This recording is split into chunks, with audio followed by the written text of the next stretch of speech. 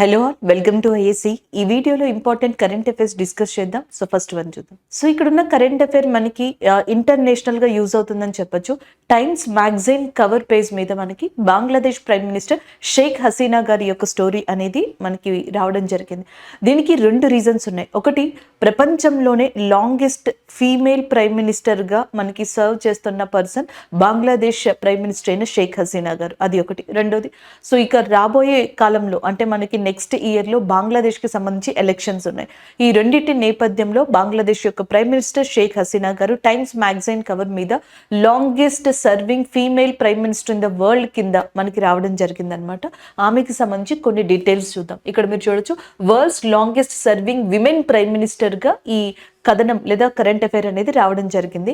And ఆమె పేరు వచ్చేటప్పటికి షేక్ హసీనా వాజియద్ గా ఉందన్నమాట. ఈమె బంగ్లాదేశ్ లో రెండు పార్టీలు ఉన్నాయి. ఒకటి బంగ్లాదేశ్ నేషనల్ పొలిటికల్ పార్టీ అని చెప్పేసి అంటాం, బిఎన్పి. ఇంకొకటి ఆవామీ లీగ్ పొలిటికల్ పార్టీ. ఈమె ఆవామీ లీగ్ పొలిటికల్ పార్టీ తరపున ఉన్నారు. 1991 టైంలో బంగ్లాదేశ్ లోని ఎలక్షన్స్ జరిగినప్పుడు షేక్ హసీనా పార్టిసిపేట్ చేయడం జరిగింది. బట్ అక్కడ ఆమె మెజారిటీని సాధించలేకపోయారు. దాని తర్వాత 1996 లో మొట్టమొదటిసారిగా ఆమె ప్రైమ్ మినిస్టర్ గా ఎంపిక కావడం జరిగింది. సో దాని తర్వాత నెక్స్ట్ 2009, 2019 ఇట్లా వరుసగా longest surviving female prime minister గా 76 ఇయర్స్ అంట జనరల్ గా ఈ షేక్ హసీనా గారికి. సో ఈమె అలా కంటిన్యూ అవుతా వస్తున్నారు. అది బంగ్లాదేశ్ కి సంబంధించి. రీసెంట్ గా ఈమె డాటర్ ఉన్నారు చూసారా, మనం ఆల్రెడీ చెప్పుకున్నాం కూడా, సైమా వాజిద్ అని చెప్పేసి. అండ్ వరల్డ్ హెల్త్ ఆర్గనైజేషన్ యొక్క South East Asian regional director గా రీసెంట్ గా అపాయింట్ అయ్యారనమాట. సౌత్ ఈస్ట్ ఏషియన్ రీజన్ విభాగానికి వరల్డ్ హెల్త్ ఆర్గనైజేషన్ కి సంబంధించి నూతనంగా మనకి హెడ్ గా అపాయింట్ అయిన చైర్పర్సన్ గా అపాయింట్ అయిన వ్యక్తి సైమా వాజిద్ గారుగా చెప్పొచ్చు. So Saima Wajid is a daughter of Sheikh Hasina in Bangladesh అనమాట. అలాగే ఈమె బంగ్లాదేశ్ లో నర్వ్స్ డిజార్డర్, ఆటిజం అని చెప్పేసి ఒక వ్యాధి ఉందన్నమాట. ఈ ఆటిజం కి సంబంధించిన ఏదైతే మానిటర్ చేసే నేషనల్ కమిటీ ఉందో ఆ నేషనల్ కమిటీకి ఈమె హెడ్ గా వ్యవహరించడం జరుగుతుంది. బంగ్లాదేశ్ యొక్క క్యాపిటల్ వచ్చేటప్పటికి ఢాకాగా ఉంది. బంగ్లాదేశ్ కి సంబంధించి ఇంకొన్ని ఇంపార్టెంట్ ఫ్యాక్టర్స్ ఏంటంటే, ఇండియాతో లాంగెస్ట్ ల్యాండ్ బోర్డర్ ని షేర్ చేసుకుంటున్న కంట్రీ బంగ్లాదేశ్. సో మనకి భారతదేశంలో భూ సరిహద్దుని అత్యధికంగా పంచుకునే దేశం ఏది? బంగ్లాదేశ్ గా చెప్పొచ్చు. రెండోది వచ్చేటప్పటికి ఇటీవలే మనం చూసాం మైత్రి సూపర్ థర్మల్ పవర్ ప్లాంట్ అని చెప్పేసి. దీని యొక్క రెండో యూనిట్ బంగ్లాదేశ్ లో ప్రారంభమైంది. ఎవరి యొక్క సహకారంతో అంటే ఇండియా యొక్క సహకారంతో అని కూడా చెప్పొచ్చు అనమాట. బంగ్లాదేశ్ యొక్క మోంగ్లా పోర్ట్ లాంటివి ఇటీవల మనకి వార్తల్లోకి రావడం జరిగింది. And Shanti Ugrasena, bongo Sagar లాంటి యుద్ధ విన్యాసాలు ఇండియా బంగ్లాదేశ్ రెండు కూడా పార్టిసిపేట్ చేస్తున్నాయి. అలాగే బంగ్లాదేశ్ యొక్క పితామహుడిగా షేక్ ముజీబర్ రెహమాన్ ని చెప్తాం. Sheikh Mujibur Rahman the father of Bangladesh గా మనకి చెప్పడం జరుగుతుంది. లాస్ట్ ఇయర్ షేక్ హసీనా గారు ఇండియాని విజిట్ చేసినప్పుడు షేక్ ముజీబర్ రెహమాన్ గారికి సంబంధించిన ఒక స్కీమ్ ని కూడా స్టార్ట్ చేశారనమాట. ఈ స్కీమ్ ఏంటి అంటే, 1971 లో ఇండియా పాకిస్తాన్ యుద్ధం అనేది జరిగింది. ఇండియో పాకిస్తాన్ వార్ అని కూడా దీన్ని పిలుస్తారు. 1971 లో జరిగిన ఈ యుద్ధం ఎవరికి సంబంధించింది? బంగ్లాదేశ్ కి ఫ్రీడమ్ కల్పించడానికి బంగ్లాదేశ్ కి సపోర్ట్ గా ఇండియా పాకిస్తాన్ తో మనకి ఆపోజిట్ లో ఫైట్ చేయాల్సి వచ్చింది. సో 1971 లో మనకి యుద్ధం నెగ్గడం జరిగింది ఇండియన్స్. దాని తర్వాత బంగ్లాదేశ్ అనే కంట్రీ మనకి రావడం జరిగింది. అండ్ ఇది జరిగి 2021 కి 50 ఇయర్స్ అనేది మనకి కంప్లీట్ అయిపోతుంది అనమాట. అది ఒకటి. అండ్ ఇంకొక ఇంపార్టెంట్ థింగ్ ఏంటి అంటే, మనకి షేక్ ముజీబర్ రెహమాన్ గారి పేరు మీదట ఒక స్కీమ్ ఏర్పరిచారు.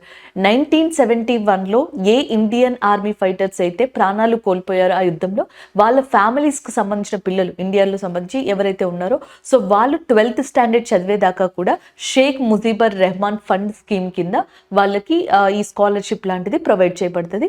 అది షేక్ ఎవరైతే హసీనా గారు ఉన్నారో ఇండియాని విజిట్ చేసినప్పుడు మనకి రిలీజ్ చేశారనమాట ఆ స్కీమ్ కి సంబంధించి. So this is all about Bangladesh కి సంబంధించి అండి. నెక్స్ట్ వన్ చూద్దాం. So next current affair day కి సంబంధించింది అని చెప్పొచ్చు. Tsunami awareness day, international tsunami awareness day or world tsunami awareness డేగా చెప్పొచ్చు. ప్రపంచ సునామీ అవగాహన దినోత్సవంగా దాన్ని చెప్తారనమాట. ఎవ్రీ ఇయర్ కూడా మనకి November 5th ఈ డేని సెలబ్రేట్ చేసుకుంటారు. So November 5th is celebrated as a world tsunami awareness day. అసలు దీన్ని తీసుకురావడానికి కారణం 2004. 2004లో ఇండియన్ ఓషన్లో అతిపెద్ద సునామీ అనేది రావడం జరిగింది. ఇండియాతో సహా ప్రపంచంలోని చాలా కంట్రీలు దానివల్ల ఎఫెక్ట్ అయ్యాయి. సో మనకి హ్యూమన్ లాస్, ప్రాపర్టీ లాస్ ఇలాంటివన్నీ కూడా జరిగాయి.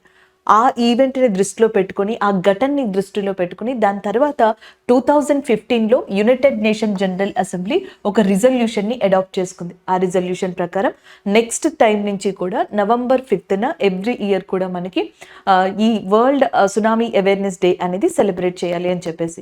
దీని యొక్క థీమ్ ఇక్కడ చూడండి, fighting inequality for a resilient future అని చెప్పేసి ఉంది కదా, ఇదే దాని యొక్క ఇతివృత్తాంతం theme. And tsunami awareness day ఏమో November 5th, దాని యొక్క థీమ్ వచ్చేటప్పటికి మీరు ఇక్కడ చూడొచ్చు, fighting inequality for a resilient future అని చెప్పేసి ఉంది. అయితే సేమ్ ఇలాంటి థీమే ఇంకొక డే కూడా ఈ సంవత్సరం ఉందన్నమాట. అదే international day of disaster reduction.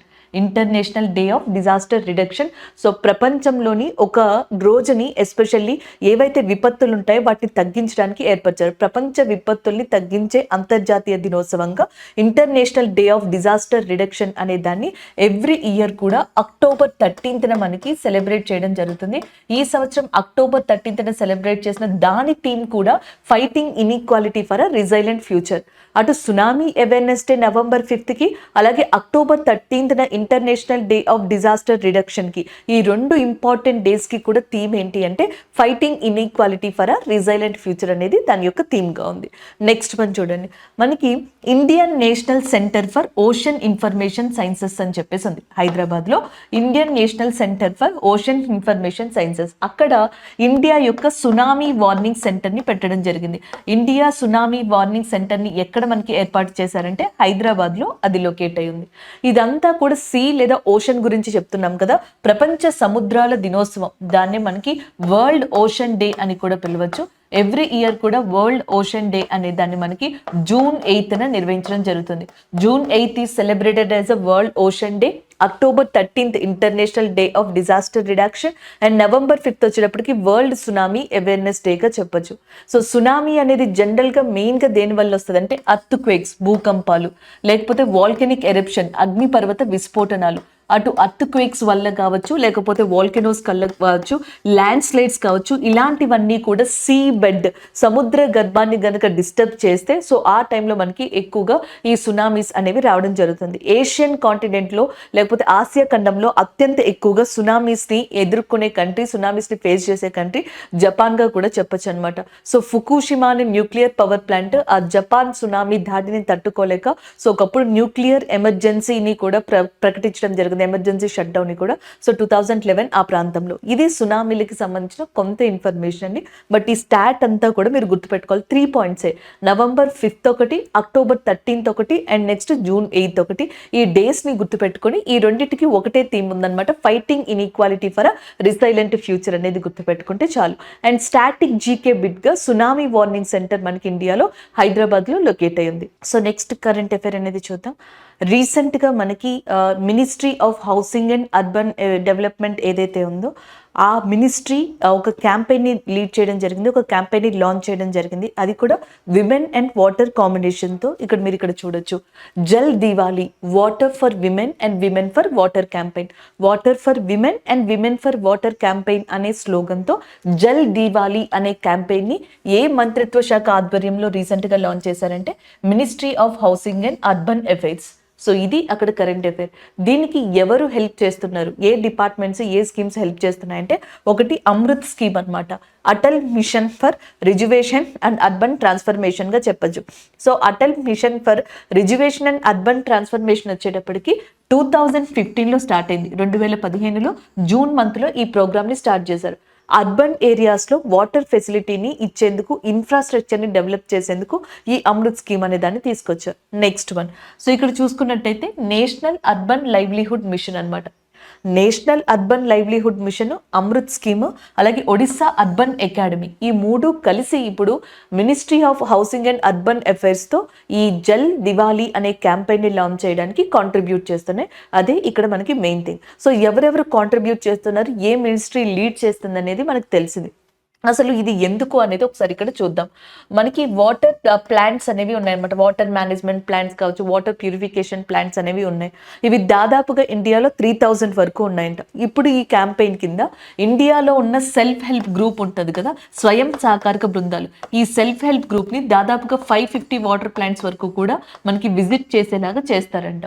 అంటే 3000 వరకు ఉన్నాయి, 550 దాకా విజిట్ చేసేలా చేస్తారు. దీనికి కారణం ఏంటి అంటే విమెన్స్ని నియర్ బై సిటీస్లోని వాటర్ ప్లాంట్స్ని తీసుకెళ్ళి చూపించడం వల్ల వాటర్ ఎలా ప్యూరిఫై అవుతుంది, అసలు ప్యూరిఫికేషన్ ఆఫ్ వాటర్ అంటే ఏంటి, ఎలాంటి వాటర్ని వాడాలి, దానికి సంబంధించిన డీటెయిల్స్ వాళ్ళకి నాలెడ్జ్ అనేది వస్తుంది. సో దానివల్ల వాటర్ యొక్క ఇంపార్టెన్స్ అనేది తెలుస్తుంది, నాలెడ్జ్ అనేది వస్తుంది. అలాగే దానివల్ల ఏంటి అంటే మీకు ఎక్కడా కూడా ఏదైనా డిస్టర్బెన్స్ జరిగినా, వాటర్ ఫెసిలిటీ అనేది జనరల్గా సరిగ్గా రాకపోయినా, for example ministry of Jal Shakti Jal Jeevan లాంటి ప్రోగ్రామ్ స్టార్ట్ చేసింది. మేము పర్ డేకి ఇంత వాటర్ ఇస్తాము, ఇలా డ్రింకింగ్ వాటర్ ఇస్తామని చెప్పడం జరిగింది. అసలు డ్రింకింగ్ వాటర్ స్టాండర్డ్స్ ఏంటి, ఇవన్నీ కూడా రూరల్ విమెన్కి కానీ సిటీస్లో ఉన్న విమెన్స్కి కానీ తెలిసేలాగా ముఖ్యంగా సెల్ఫ్ హెల్ప్ గ్రూప్స్ని ఇందులో ఎంగేజ్ చేస్తూ ఈ జల్ దివాలి అనే దాన్ని లాంచ్ చేయడం జరిగింది. అదే ఇక్కడ కరెంట్ అఫైర్. సో ఎందుకు లాంచ్ చేశారు అనేది మీకు ఇప్పుడు అర్థమై ఉంటుంది. ఎవరు లాంచ్ చేశారు, దానికి ఎవరు సపోర్ట్ చేస్తున్నారు, అదే ఈ current affair. Jal Diwali, women for water, water for women and women water క్యాంపెయిన్గా దీన్ని చెప్పొచ్చు అనమాట. ఇంకా స్టాటిక్ జీకే పాయింట్స్ని ఈ కరెంట్ అఫైర్లో ఏం నేర్చుకోవచ్చు. ఒకటి, దీనికి ప్రజెంట్ మినిస్టర్గా మనకి ఎవరున్నారు, ministry of housing and urban affairs ఉంది కదా, దానికి వచ్చేటప్పటికి హర్దీప్ సింగ్ పూరి అనే పర్సన్ ఎవరైతే ఉన్నారో, సో ఆయన మనకి మినిస్టర్గా ఉన్నారు. పట్టణ అభివృద్ధి శాఖ మంత్రిత్వ శాఖకి సంబంధించి హర్దీప్ సింగ్ పూరి మంత్రిగా ఉన్నారు. అలాగే మినిస్ట్రీ ఆఫ్ జలశక్తి అన్నాను కదా, గజేంద్ర సింగ్ షెకావత్ ఎవరైతే ఉన్నారో, సో ఆయన ప్రస్తుతం మనకి మినిస్ట్రీ ఆఫ్ జలశక్తికి సంబంధించిన మినిస్టర్గా ఉన్నారనమాట.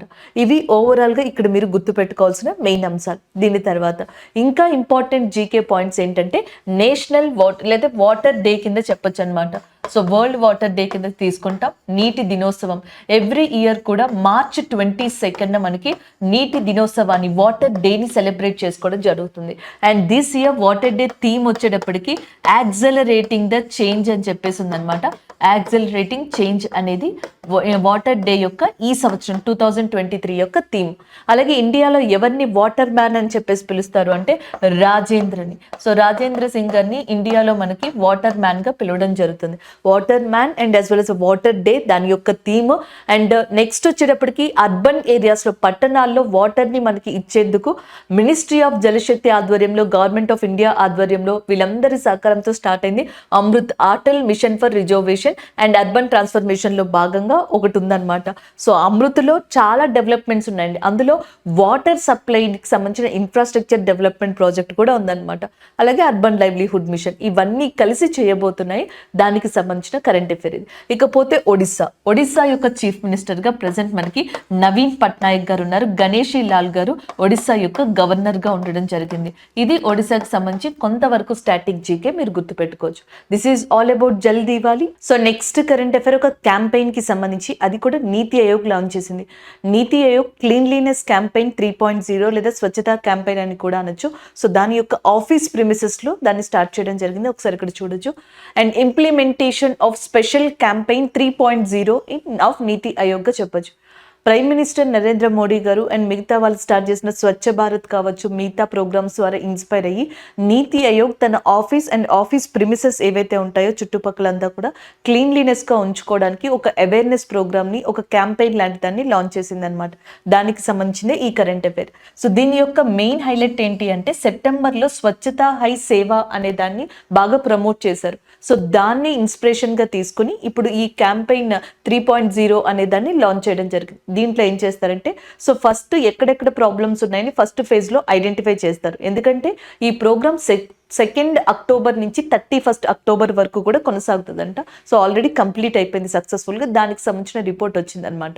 సో ఫస్ట్ ఫేజ్లో ఏంటి అంటే ప్రాబ్లమ్స్ని రికగ్నైజ్ చేశారు. సెకండ్ ఫేజ్లో నీతి ఆయోగ్ యొక్క రికార్డ్ రూమ్ ఉంది చూసారా, సో ఆ రికార్డ్ రూమ్ని ఇన్స్పెక్ట్ చేయడం, అక్కడ ఉన్న వాటిని పరిశీలించడం, ఏదైనా మనకి స్క్రాప్ కానీ అండ్ పనికిరానివి ఏమన్నా ఉంటే వాటిని తీసేయడం, ఫైల్స్ని చూసి అవసరం లేనివన్నీ తీసేయడం, డస్ట్ని క్లీన్ చేయడం, ఇవన్నీ. అండ్ సెకండ్ వచ్చేటప్పటికి cleanliness awareness among the staff of NITI Aayog. NITI NITI Aayog staff ఎవరైతే ఉన్నారో వాళ్ళకి క్లీన్లీనెస్ గురించి, స్వచ్ఛత గురించి చెప్పడం. అండ్ మూడోది డిపార్ట్మెంటల్ క్యాంటీన్ అండ్ దాని చుట్టుపక్కల ఉన్న ఏరియాస్ ని క్లీన్ చేయడం. ఇలాగా వీటి కోసం అని చెప్పేసి ఎస్పెషల్లీ నీతి ఆయోగ్ క్యాంపెయిన్ 3.0 అనే దాన్ని లాంచ్ చేసింది. దానికి సంబంధించిన అప్డేట్ ఇది మనకి ఇంపార్టెంట్ గా కూడా చెప్పొచ్చు అనమాట. నెక్స్ట్ వన్, నీతి ఆయోగ్ ఇది వరకు మనకి ప్లానింగ్ కమిషన్ అని చెప్పేసి ఉండేదండి. పంచవర్ష ప్రణాళికలు అని చెప్పేసి అంటే 5 years ప్లాన్స్ అని చెప్పేసి. సో 5 years ప్లాన్స్ ని ఇండియాలో తీసుకురావడానికి 1950 టైంలో ప్లానింగ్ కమిషన్ ఆఫ్ ఇండియాని తీసుకొచ్చారు. సో దాన్ని 2015లో ఆపేసి నీతి ఆయోగ్తో రీప్లేస్ చేశారు. అలాగా నీతి ఆయోగ్ రావడం జరిగింది. నీతి ఆయోగ్కి చైర్మన్ అనే పర్సన్ ఇంపార్టెంట్, మనకి ఎగ్జామ్ పాయింట్ ఆఫ్ వ్యూలో తెలుసుకోవాల్సిన వాళ్ళు చైర్మన్, దాని తర్వాత CEO, ఒక్కొక్కసారి వైస్ చైర్మన్ ని కూడా అడుగుతూ ఉంటారు. సో నీతి ఆయోగ్ చైర్మన్ గా ప్రైమ్ మినిస్టర్ ఆఫ్ ఇండియా ఉంటారు. ప్రజెంట్ నీతి ఆయోగ్ కి నరేంద్ర మోడీ గారు మనకి చైర్మన్ గా ఉండడం జరిగింది. అండ్ CEO ప్రజెంట్ నీతి ఆయోగ్ కి ఎవరున్నారంటే బివి సుబ్రహ్మణ్యం గారు ఉన్నారు. అండ్ నెక్స్ట్ వైస్ చైర్మన్ గా ప్రజెంట్ ఉన్నది మనకి ఎవరు అంటే సుమన్ కే బెరీగా చెప్పొచ్చు అనమాట. ఈయన వచ్చేటప్పటికి CEO గా చెప్తాం, ఈయన vice chairman, prime minister of India ఉంటారు. ప్రజెంట్ వీళ్ళు ఉన్నారు. నీతి ఆయోగ్ ఫస్ట్ లో స్టార్ట్ చేసినప్పుడు కూడా చైర్మన్ మనకి prime minister of India Narendra Modi గారిని. అండ్ నెక్స్ట్ ఫస్ట్ మనకి CEO గా ఉన్నది సింధు శ్రీ కులార్ ఎవరైతే ఉన్నారో ఆ పర్సన్, సింధు శ్రీ కుల్లార్ అనే పర్సన్ ఫస్ట్ CEO ఆఫ్ నీతి ఆయోగ్ గా రావడం జరిగింది. ఫస్ట్ వైస్ చైర్మన్ ఆఫ్ నీతి ఆయోగ్ గా అరవింద్ పనగారియా గారు రావడం జరిగింది.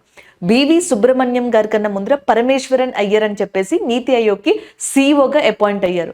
అయితే ఆయన అపాయింట్ అయిన కొన్ని రోజులకే వరల్డ్ బ్యాంక్ ఉంది చూసారా, ఈ వరల్డ్ బ్యాంక్ కి సంబంధించి కొంతమంది రీజనల్ డైరెక్టర్స్ ఉంటారు అనమాట, ఎన్ఫోర్స్మెంట్ డైరెక్టర్స్. సో వీటిలో ఒక పదవికి మనకి పరమేశ్వర్ అయ్యర్ గారు సెలెక్ట్ అయ్యారు. సో ఆయన ఆ పదవికి వెళ్ళిపోవడం వల్ల మళ్ళీ నీతి ఆయోగ్ కొత్త CEOగా బివిఆర్ సుబ్రహ్మణ్యం గారిని అపాయింట్ చేయడం జరిగింది. నీతి Aayog CEO BVR Subrahmanyam garu, vice chairman Suman K Bery, and chairman వచ్చేటప్పటికి prime minister of India and Narendra Modi garu. First అడిగితే మాత్రం first CEO, first vice chairman గా చెప్పొచ్చు. So this is all about NITI Aayog కి సంబంధించిన information. Next current affair appointment కి సంబంధించింది. ఇక్కడ మీరు చూడొచ్చు అనమాట, దీపేష్ నందా. రీసెంట్ గా Deepesh Nanda Tata power renewable energy limited కి MD అండ్ CEOగా అపాయింట్ అయ్యారు. ఇది టాటా పవర్ కి సంబంధించిన సంస్థే అనమాట. టాటా పవర్ అనేది జనరల్ గా ఎనర్జీ సెక్టార్ లోనే అతిపెద్ద కంపెనీ. దీనికి సంబంధించిన ఒక డివిజన్ ఇది Tata power renewable energy limited అనేది. సో దానికి మనకి ఇప్పుడు రీసెంట్ గా అపాయింట్ అయింది దీపేష్ నందా గారు. ఈయనకి 28 years ఎక్స్పీరియన్స్ ఉందంటే ఈ రినవబుల్ ఎనర్జీ సెక్టార్ లో. బంగ్లాదేశ్, శ్రీలంక, మాల్దీవ్స్, మారిషస్ ఇలాంటి కంట్రీస్ లో ఇండియాకి సంబంధించి రినవబుల్ ఎనర్జీ ఆపరేషన్స్ ని కానీ లేకపోతే దానికి సంబంధించిన బిజినెస్ కానీ చేసిన వ్యక్తిగా ఈయన చెప్పడం జరుగుతుంది. అలాంటి దీపేష్ నందా గారిని రీసెంట్ గా Tata power renewable energy and limited అనే దానికి MD అండ్ CEOగా అపాయింట్ చేశారు. 20th August ఉంది చూసారా, దీన్ని నేషనల్ రినవబుల్ ఎనర్జీ డే కింద మనం సెలబ్రేట్ చేసుకుంటాం. శక్తి పునర్శక్తి ఏదైతే ఉందో మనకి, సో రినవబుల్ ఎనర్జీ అని చెప్పేసి అంటున్నాం కదా, పునరుత్పాదకత శక్తి. సో వాటికి సంబంధించిన ఒక రోజుగా 20th August ని సెలబ్రేట్ చేసుకోవడం జరుగుతుంది. నేషనల్ రినవబుల్ ఎనర్జీ డే కింద దీన్ని చెప్తారనమాట. దిస్ ఈజ్ అబౌట్ అపాయింట్మెంట్ కి సంబంధించిందండి. నెక్స్ట్ వన్ చూద్దాం. రీసెంట్ గా ఇండియాలో 22 ఇల్లీగల్ బెట్టింగ్ యాప్స్ ని బ్యాన్ చేయడం జరిగిందనమాట. ఎన్ఫోర్స్మెంట్ డైరెక్టరేట్ ఏదైతే మనకి సజెస్ట్ చేసిందో గవర్నమెంట్ ఆఫ్ ఇండియాకి, దాని తర్వాత ఈ డెసిషన్ ని తీసుకోవడం జరిగింది. దానికి సంబంధించి ఒకసారి ఇక్కడ చూద్దాం.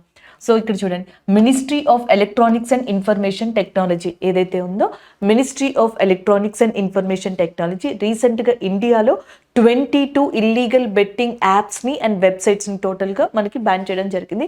దీంట్లో మహాదేవ్ బుక్ ఆన్లైన్ అనేది కూడా ఉందన్నమాట. మహాదేవ్ బుక్ ఆన్లైన్ అనేది జనరల్ గా చాలా పాపులర్ అనమాట. ఈవెన్ ఇన్ఫాక్ట్ ఛత్తీస్గఢ్ లో ఇప్పుడు దీనికి సంబంధించి ఇష్యూ జరుగుతుంది. ఈ మహాదేవ్ యాప్ ఏదైతే ఉందో దానికి సంబంధించి చీటింగ్ జరిగిందని, కొన్ని అన్లాఫుల్ యాక్ట్స్ అనేవి మనకి అన్లాఫుల్ థింగ్స్ అనేవి చేస్తున్నారని దీని మీద ఇష్యూస్, ఎలిగేషన్స్ వస్తున్నాయి ఛత్తీస్గఢ్ లో. సో ఈ నేపథ్యంలో దాన్ని కూడా బ్యాన్ చేయడం అనేది ఒక షాకింగ్ ఫ్యాక్టర్ గా లేకపోతే ఒక ఏమంటారు ఇష్యూగా క్రియేట్ అయిందనమాట అక్కడ. దానికి సంబంధించింది ఇదంతా కూడా ఎందుకు చేశారంటే prevention of money laundering act కింద చేశారనమాట. Prevention of money laundering act అనేది 2002లో తీసుకొచ్చారు. ఏవైతే మనకి ఈ మనీకి సంబంధించి అవినీతి వేలో పాటు పడతారో, అవినీతి యాక్టివిటీస్ చేస్తూ ఉంటారో వాటిని కంట్రోల్ చేయడానికి అని చెప్పేసి 2002లో గవర్నమెంట్ ఆఫ్ ఇండియా ఈ చట్టాన్ని తీసుకొచ్చింది. అండ్ దాని తర్వాత 2005లో దీన్ని అమెండ్మెంట్ కూడా చేసింది అనమాట. సో దీని ప్రకారం ఏంటంటే ఇల్లీగల్గా ఏదైనా బెట్టింగ్ చేసినా, ఇల్లీగల్ యాప్స్ మనీకి సంబంధించి ఎట్లాంటివైనా ఉన్నా వాటిని అన్నిటినీ కూడా బ్యాన్ చేస్తారు. ఇవన్నీ ministry of electronics and information technology అనేది చూసుకుంటుంది అనమాట, దానికి సంబంధించింది. అలాగే నెక్స్ట్ వచ్చేటప్పటికి మనీ లాండరింగ్ యాక్ట్ అనేది మీకు గుర్తుందా? ఇదే యాక్ట్ మీద పనిచేసే అంతర్జాతీయ సంస్థ ఏది అంటే ఫినాన్షియల్ యాక్షన్ టాస్క్ ఫోర్స్ అంటాం.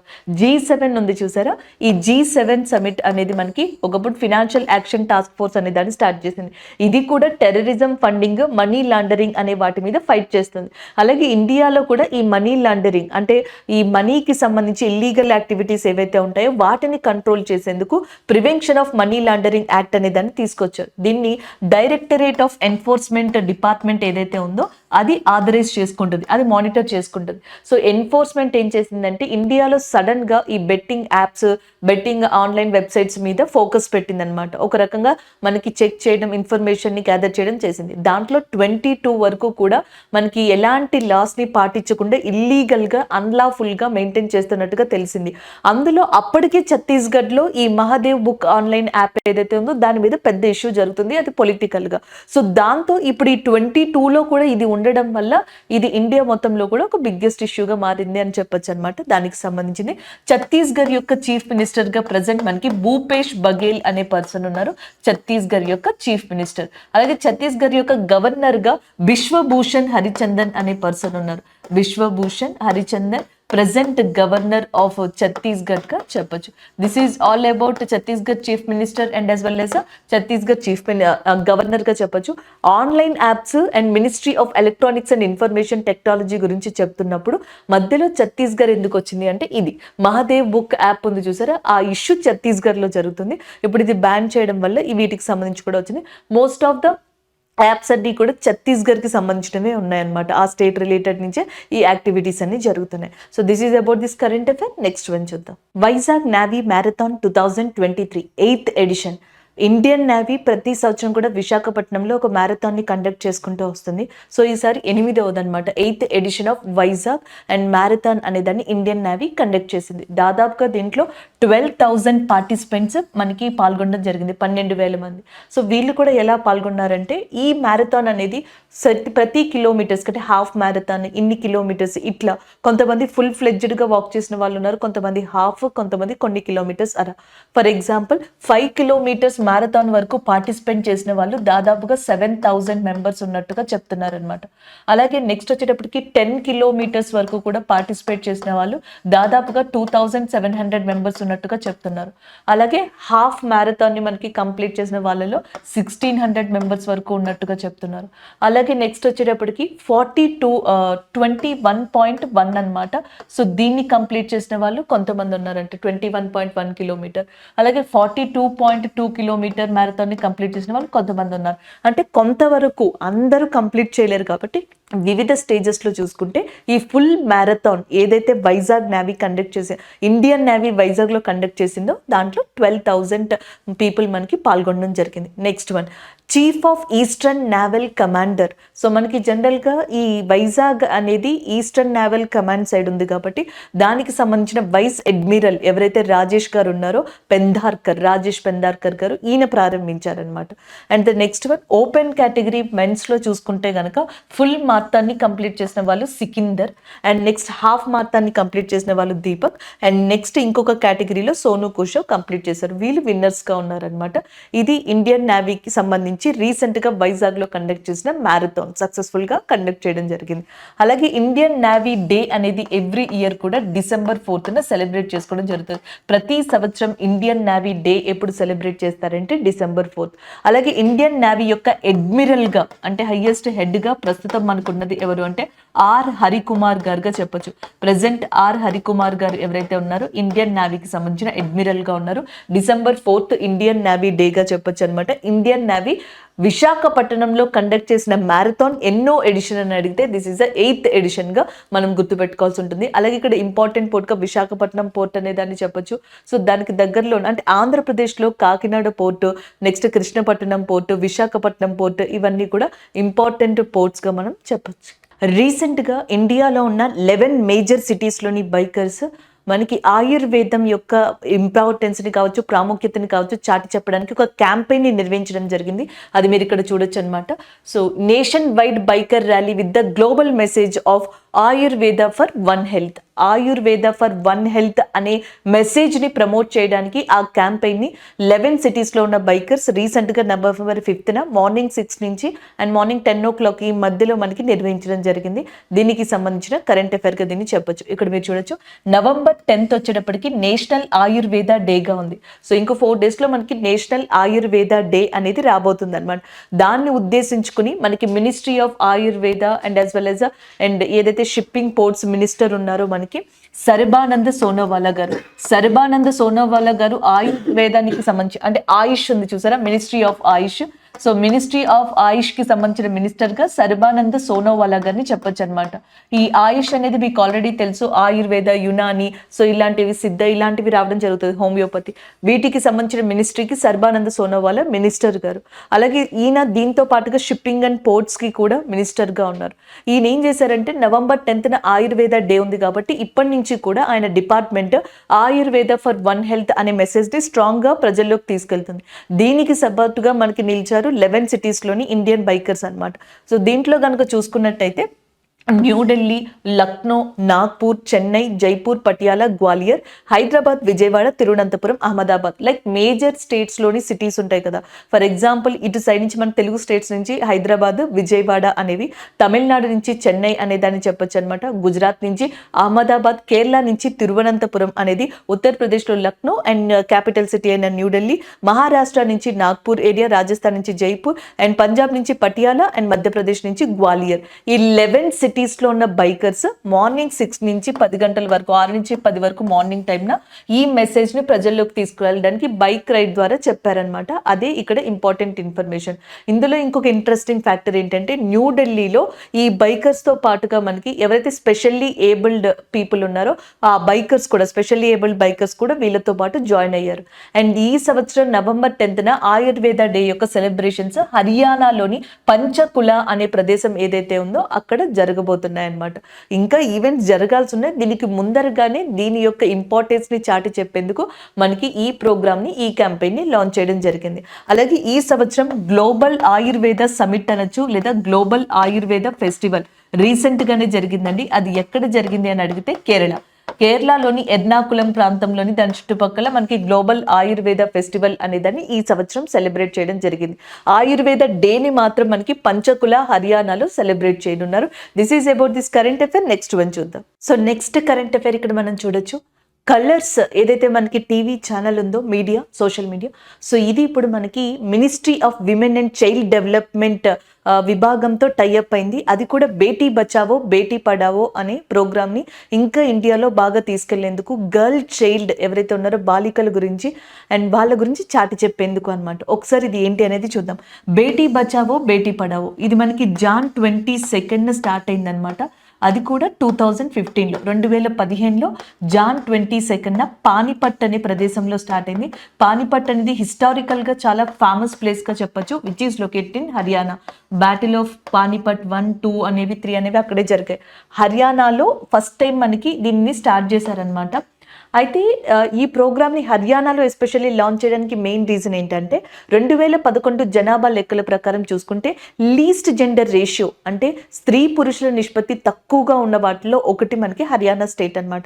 లీస్ట్ స్టేట్ ఇక్కడ మనకి స్టార్ట్ చేశారు. గర్ల్ చైల్డ్ని, ఆడబిడ్డ ఎవరైతే ఉన్నారో వాళ్ళ గురించి మనకి చెప్పడానికి, వాళ్ళకున్న సమస్యలు కావచ్చు, వాళ్ళని ప్రొటెక్ట్ చేయడానికి, ఇలా మొత్తానికి ఆ అవేర్నెస్ తీసుకురావడానికి బేటీ బచావో బేటీ పడావో. దీంట్లో ఏంటి అంటే ఒకవేళ ఆడబిడ్డ కనుక పుడితే, ఒక గర్ల్ చైల్డ్ కనుక పుట్టినట్టయితే వాళ్ళకి ఆర్థికంగా గవర్నమెంట్ అనేది సహాయపడుతుంది. వాళ్ళు చదువుకునే వరకు కూడా ఫినాన్షియల్గా సపోర్ట్ చేసేలాగా ఈ పథకాన్ని మనకి డిజైన్ చేసింది. దీంతో పాటుగా సుకన్య సమృద్ధి యోజన లాంటివి కూడా తీసుకొచ్చింది అనమాట. అది బేటీ బచావో బేటీ పడావో. ఇది ముఖ్యంగా ఉత్తరప్రదేశ్, ఉత్తరాఖండ్, పంజాబ్, హర్యానా, బీహార్, ఢిల్లీ లాంటి వాటిలో ఎక్కువగా పాపులారిటీలో ఉన్న స్కీమ్గా చెప్తాం. సో మీకు ఆల్రెడీ తెలుసు, మోస్ట్లీ ఇండియాలో ఎక్కువగా అందరూ కనెక్ట్ అయ్యేది టీవీ ప్లాట్ఫామ్స్కి అనమాట.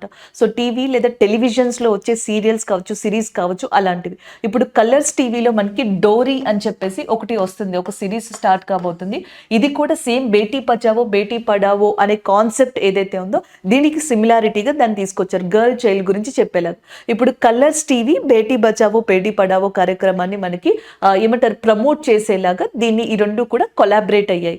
సో ఈ సీరియల్ మనకి రన్ అవుతున్న టైంలో అండ్ ఇండియాలో present women's child development program ఏం చేసిందంటే, గర్ల్ చైల్డ్ ఎవరైతే ఉన్నారో అమ్మాయిలు వాళ్ళ కోసమని 24 hours కూడా 24 గంటలు ఒక ఎమర్జెన్సీ నెంబర్ వర్క్ చేసేలా ఇచ్చారు. దాని పేరు 1098. 1098 is emergency number for the 24 hours which is available for the girl చైల్డ్గా చెప్పొచ్చు అనమాట. దాన్ని ministry of womens and child development మనకి రిలీజ్ చేసింది. ఇప్పుడు దాన్ని అండ్ బేటీ బచావో బేటీ పడావో ఈ రెండింటిని కూడా కలర్స్ టీవీలో టెలికాస్ట్ అయ్యే డోరీ ద్వారా మనకి ప్రజల్లోకి తీసుకెళ్ళడం జరుగుతుంది. అదే దీనికి సంబంధించింది. Colours joins forces with that ministry of women and child development to support Beti Bachao Beti Padhao initiate to bring social change in that people గా చెప్పొచ్చు అనమాట. ఓవరాల్ గా దీనికి సంబంధించింది. హర్యానా యొక్క గవర్నర్ గా ప్రస్తుతం మనకి బండారు దత్తాత్రేయ గారు ఉన్నారు. మనోహర్ లాల్ ఖట్టార్ గారు హర్యానా యొక్క చీఫ్ మినిస్టర్ గా ఉన్నారు. This is all about this current affair అండి. సో నెక్స్ట్ జస్ట్ మీరు గుర్తుపెట్టుకుంటే చాలు, ఒక ఇన్ఫర్మేషన్ లాగా, బట్ డైరెక్ట్ క్వశ్చన్ కూడా కరెంట్ అఫైర్ లో వచ్చే ఛాన్స్ ఉంది. ఫ్యాక్ట్ చెక్ కి సంబంధించింది, again I'm repeating, fact check కి సంబంధించింది. ఈ మధ్యన సోషల్ మీడియా అనేది ఎక్కువైపోయిన తర్వాత సో మనకి రకరకాల న్యూస్ అనేది రావడం జరుగుతుంది. సో అది ఏది కరెక్ట్, ఏది రాంగ్, ఏది కరెక్ట్ ఇన్ఫర్మేషన్ తెలియట్లేదు. సో దీనివల్ల హేట్ స్పీచ్ అనేది ఎక్కువగా మనకి స్ప్రెడ్ అయిపోతుంది. ఒకళ్ళ మీద ఒకళ్ళు అనుకోవడం కానీ లేకపోతే మిస్ఇన్ఫర్మేషన్ కానీ ఇలా వెళ్ళిపోతున్నాయి. అవి కరెక్టా కాదు, ఏదైనా ఒక న్యూస్ కానీ ఏదైనా ఒక స్టేట్మెంట్ కానీ బయటకు వచ్చినప్పుడు అది కరెక్టా కాదని చెక్ చేయడానికి ఫ్యాక్ట్ చెక్ కమిటీ అనే దాన్ని తమిళనాడు గవర్నమెంట్ ఇప్పుడు మనకి రూపొందిస్తుంది. తమిళనాడులో ఆల్రెడీ ఒక యూట్యూబ్ ఛానల్ యూటర్న్ అని చెప్పేసి ఉంది. ఇది ఫ్యాక్ట్ చెక్ మీదే వర్క్ చేస్తుంది. సో దానికి సంబంధించిన పర్సనే కార్తికేయన్, ఆయన ఛానలే ఇది. సో ఈయనని ఆ కమిటీకి సంబంధించి హెడ్గా పెట్టి ఈయన కింద 80 people వరకు పెట్టి వీళ్ళందరూ కూడా వచ్చిన ఇన్ఫర్మేషన్ ఫ్యాక్ట్ చెక్ చేసి ఆ ఇన్ఫర్మేషన్ని తమిళనాడు స్టేట్ గవర్నమెంట్కి ఇస్తుంది. ఒకవేళ కనుక ఏదైనా రాంగ్ థింగ్స్ కానీ, రాంగ్ ఇన్ఫర్మేషన్ కానీ, హేట్ స్పీచ్ కానీ, మిస్ఇన్ఫర్మేషన్, మిస్గైడ్ కానీ ఇట్లాంటివి చేస్తే కనుక వాళ్ళ మీద కొంతవరకు యాక్షన్స్ తీసుకునేలాగా కార్యాచరణ అనేది, ఒక ప్లానింగ్ ఆఫ్ యాక్షన్ అనేది మనకి రూపొందించనుంది తమిళనాడు స్టేట్ గవర్నమెంట్. ఇది వరకు ఆల్రెడీ కర్ణాటక, కేరళలో ఇలాంటిదే ఏర్పాటైంది. కర్ణాటక, కేరళ తర్వాత ఈ ఫ్యాక్ట్ చెక్ సంబంధించిన కమిటీని ఏర్పాటు చేస్తున్న థర్డ్ స్టేట్ గా తమిళనాడు స్టేట్ అనేది ఉందన్నమాట. తమిళనాడు యొక్క చీఫ్ మినిస్టర్ గా ప్రెసెంట్ మనకి స్టాలిన్ ఉన్నారు. తమిళనాడు యొక్క గవర్నర్ గా ఆర్ఎన్ రవి గారు ఉండడం జరిగింది. This is all about this current affairs. చిన్నదే అంటే జనరల్గా మనకి ఒక 1-liner కరెంట్ అఫైర్గా దీన్ని చెప్పొచ్చు, బట్ మంచి ఇన్ఫర్మేషన్. ఎందుకంటే ఎన్ని స్టేట్స్ అయ్యాయి, తమిళనాడు ఎన్నోది రీసెంట్గా, ఇలాంటి క్వశ్చన్స్ అడిగే ఛాన్సెస్ ఉంది కాబట్టి ఒక్కసారి చూసుకోండి. నెక్స్ట్ వన్ చూద్దాం.